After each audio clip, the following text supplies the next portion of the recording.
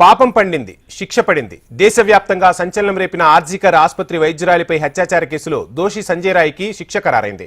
కోల్కతాలోని సియల్దా కోర్టు అతనికి జీవిత ఖైదు విధించింది. అలాగే బాధిత కుటుంబానికి 17 లక్షల పరిహారం చెల్లించాలని బెంగాల్ సర్కార్ని ఆదేశించింది. ఈ ఘటన అరుదైన కేసు కేటగిరీలోకి రాదని వ్యాఖ్యానించిన ధర్మాసనం మరణశిక్ష విధించకపోవడానికి ఇదే కారణమని తెలిపింది.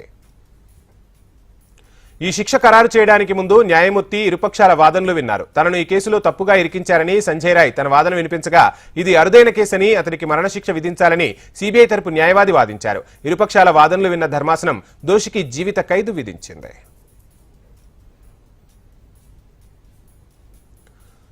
ఆర్జీకర్ ఘటన తీర్పుపై సంచలన వ్యాఖ్యలు చేశారు పశ్చిమ బెంగాల్ ముఖ్యమంత్రి మమతా బెనర్జీ. ఈ తీర్పుతో తాను సంతృప్తి చెందలేదని అన్నారు. జూనియర్ వైద్యురాలి హత్యాచార ఘటనకు సంబంధించిన కేసులో దోషికి మరణశిక్ష విధించాలని డిమాండ్ చేశామని, కానీ అలా జరగలేదన్నారు. ఈ కేసు దర్యాప్తు బెంగాల్ పోలీసుల చేతుల్లో ఉంటే దోషికి మరణశిక్ష పడేలా శాయశక్తిలా ప్రయత్నించేవారమని అన్నారు. అసలు విచారణ ఎలా జరిగిందో తనకు తెలియదన్నారు మమత. రాష్ట్ర పోలీసులు విచారించిన ఇలాంటి అనేక కేసుల్లో దోషులకు మరణశిక్ష పడిందని, ప్రస్తుత తీర్పు సంతృప్తికరంగా లేదని వ్యాఖ్యానించారు మమతా బెనర్జీ.